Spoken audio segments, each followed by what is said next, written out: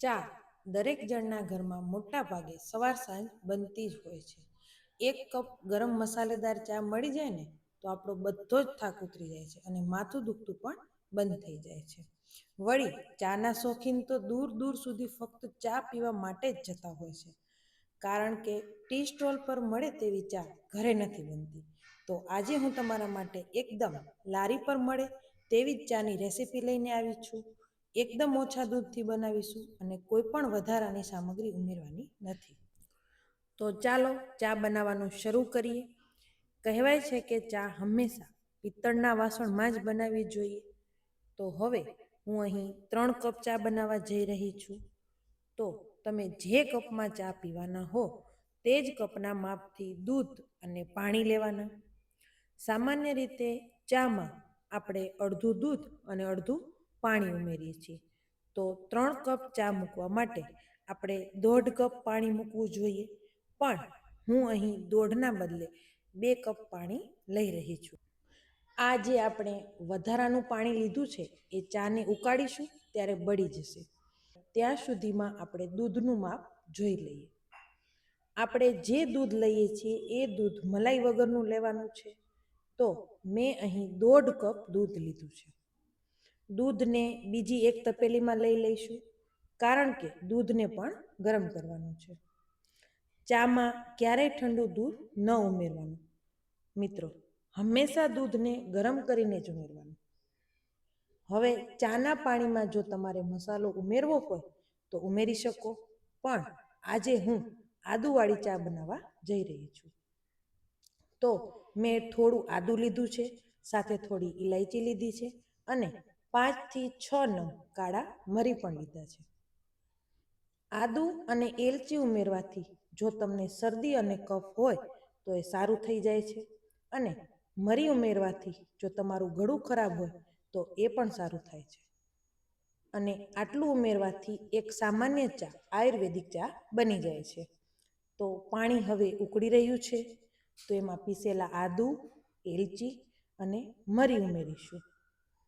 અને ત્યાર પછી એને લગભગ અડધીથી 1 મિનિટ સુધી પાણીમાં સરસ રીતે ઉકળવા દઈશું, જેથી તેની બધી જ ફ્લેવર પાણીમાં સમાઈ જાય. અને આ બધું ન ઉમેરવું હોય તો તમે આ સમયે ચાનો મસાલો પણ ઉમેરી શકો. મેં અહીં 3 કપ ચા માટે 2 ચમચી ચાની ભૂકી ઉમેરી છે. તમારે જેટલી કડક ચા બનાવવી હોય એ મુજબ તમે ચાની ભૂકી ઉમેરી શકો છો.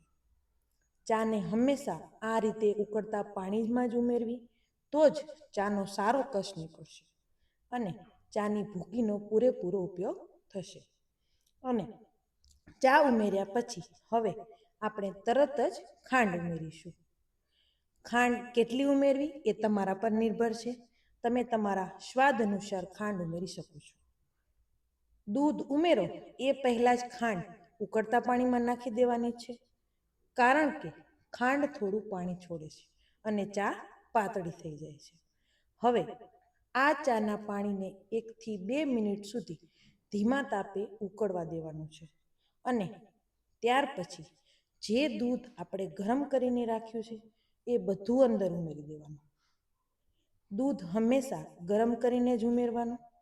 ઘણા લોકો ફ્રીજમાંથી દૂધ કાઢીને સીધું જ ઉમેરી દેતા હોય છે, પણ આ રીતે કરવાથી ચાની કુકિંગ પ્રોસેસ બંધ થઈ જાય છે અને ચા સારી પણ નથી બનતી.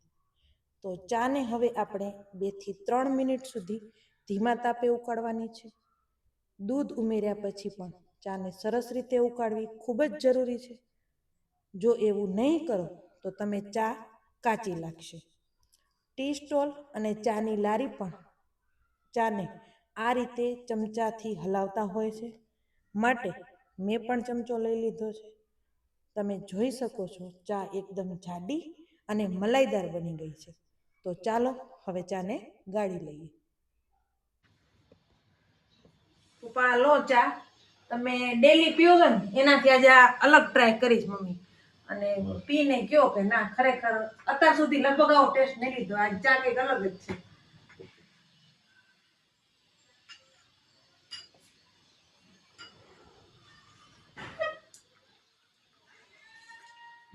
આપણા ઘરની નથી લાગતી.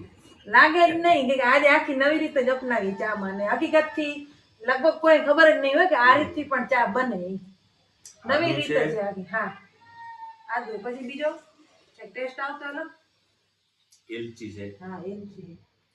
અને હજી એક વસ્તુ છે જે કોઈ ખબર જ ના હોય એ પણ આમાં ચામાં એડ થતી મરી. હા આપણે ગળો ખરાબ હોય ત્યારે શિયાળા સ્પેશિયલ ખાસ આપણે આદુ હોય તો નોર્મલ બધા ઘરમાં આદુ એલચીનો વપરાશ થતો જ હોય પણ મરી પણ આમાં ખરેખર સારી બની છે. કાળા મરી છે. હા કાળા મરી આખા ગળા માટે પણ ખાવી. હા શિયાળામાં ત્યારે ગળા માટે બહુ ફાયદાકારક આવી છે. તો મેં આજે કંઈક અલગ રીતથી જ ચા બનાવી છે. તમને પણ ગમ્યું હોય તો તમે પણ ટ્રાય કરો આ રીતથી. મારા પપ્પાને આજે બહુ જ મજા આવી ગઈ કે અલગ જ ટેસ્ટ આવ્યો છે ચાનો. અને તમે પણ બનાવો, આખો વિડીયો જોજો અને તમારી ચા કેવી બની ને એ પાછા મને કમેન્ટ કરીને કહેજો. થેન્ક યુ, આભાર.